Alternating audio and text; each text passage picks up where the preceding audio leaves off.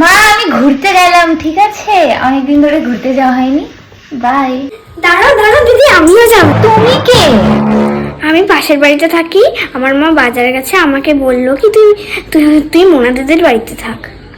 এই বাচ্চা কাচ্চাকে সবসময় আমাকেই সামলাতে হয়। ঠিক আছে চল। কিরে কিছু খাবি নাকি? না দিদি, আমি তোমার টাকা নষ্ট করতে চাই না। দিদি দিদি তুমি তো পড়ে যাবে, তখন ব্যথা লাগবে। সারা জীবন এই মতো, আমি বসবো না, তুমি তো বড়, তোমার পাটা ব্যথা করবে, তুমি বসো। उसके चेहरे की चमक के सामने सादा लगा।